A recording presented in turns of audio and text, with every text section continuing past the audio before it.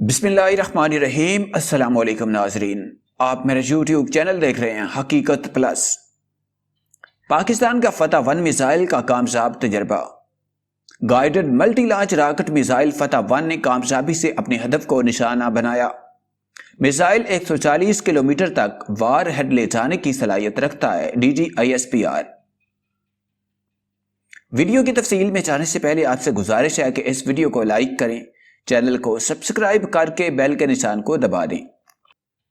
پاکستان نے فتح 1 میزائل کا کامیاب تجربہ کر لیا۔ پاک فوج کے شعبہ تعلقات عامہ کے مطابق پاکستان کی طرف سے فتح 1 راکٹ کا کامیاب تجربہ کیا گیا۔ Guided multi launch rocket missile Fatah 1 نے کامیابی سے اپنے ہدف کو نشانہ بنایا۔ DGISPR نے بتایا کہ میزائل 140 کلومیٹر تک وار ہیڈ لے جانے کی صلاحیت رکھتا ہے۔ نئے راکٹ سسٹم سے پاک فوج کی دفاعی صلاحیت میں اضافہ ہوگا۔ میزائل 140 کلومیٹر تک وار ہیڈ لے جانے کی صلاحیت رکھتا ہے۔ ترجمان پاک فوج کے مطابق چیئرمین جوائنٹ چیفز اور آرمی کی فتح 1 کی کامیاب تجربے پر سائنسدانوں کو مبارکباد دی، جبکہ صدر مملکت عارف علوی اور وزیر اعظم عمران خان کی طرف سے بھی فتح 1 میزائل کے کامیاب تجربے پر مبارکباد دی گئی۔ پاکستان نے اپنا جوہری پروگرام 1970 کی دہائی میں شروع کیا اور اس کے بعد تیزی سے ترقی کی منازل طے کی۔ آج پاکستان نہ صرف ایک جوہری طاقت ہے بلکہ اس کے جوہری میزائل دنیا میں بہترین مانے جاتے ہیں۔ پاکستان کا 37 میل 60 کلومیٹر تک مار کرنے والا نصر نامی ٹیکٹیکل میزائل ایک ایسا جوہری میزائل ہے جو امریکہ کے پاس بھی نہیں۔ حطف میزائل ایک ملٹی ٹیوب بیلسٹک میزائل ہے، یعنی لانچ کرنے والی وہیکل سے ایک سے زائد میزائل داغے جا سکتے ہیں۔ غزنوی ہائپر سونک میزائل ہے جو زمین سے زمین تک مار کرتا ہے، جبکہ اس کی رینج 290 کلومیٹر تک ہے۔ ابدالی بھی سپر سونک زمین سے زمین تک مار کرنے والا میزائل ہے، جبکہ اس کی رینج 180 سے 200 کلومیٹر تک ہے۔ غوری میزائل میڈیم رینج کا میزائل ہے جو زمین سے زمین تک مار کرتا ہے اور 700 کلومیٹر وزن اٹھا کر 1500 کلومیٹر تک جا سکتا ہے۔ شاہین 1 بھی ایک سپر سونک زمین سے زمین تک مار کرنے والا بیلسٹک میزائل ہے جو 750 کلومیٹر تک روایتی اور جوہری مواد لے جا سکتا ہے۔ غوری 2 ایک میڈیم رینج بیلسٹک میزائل ہے جس کی رینج 2000 کلومیٹر ہے۔ شاہین 2 زمینی بیلسٹک سپر سونک میزائل ہے جو زمین سے زمین تک مار کر سکتا ہے اور اس کی رینج بھی 2000 کلومیٹر ہے۔ شاہین 3 میزائل 9 مارچ 2015 کو ٹیسٹ کیا گیا۔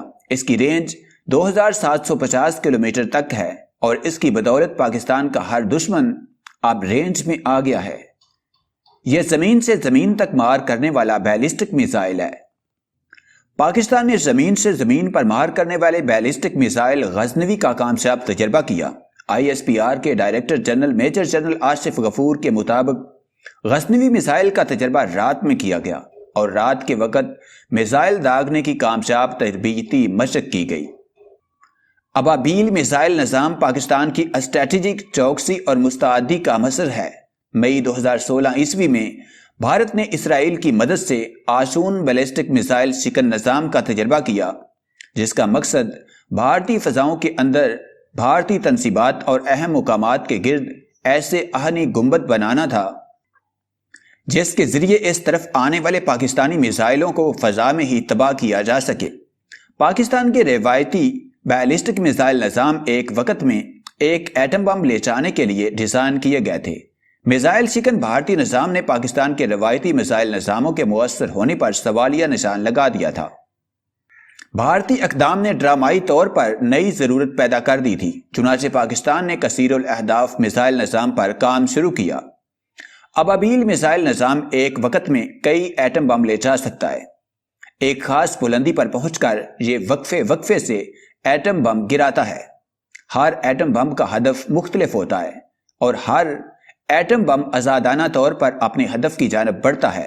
گویا اس پر نصب ایٹم بم ایسے سمارٹ ایٹم بم ہوتے ہیں جو مطلوبہ بلندی سے گرائے جانے کے بعد نہ صرف اپنے اہداف کی جانب آزادانہ طور پر بلکہ میزائل شکن نظام کو چکمہ دینے کے لیے ذہانت سے آگے بڑھتے ہیں۔ یہ ایسی صلاحیت ہے جو صرف امریکہ، برطانیہ، روس اور چین اور فرانس کے پاس ہے۔ پاکستان اس ٹیکنالوجی کا حامل دنیا کا چھٹا ملک ہے۔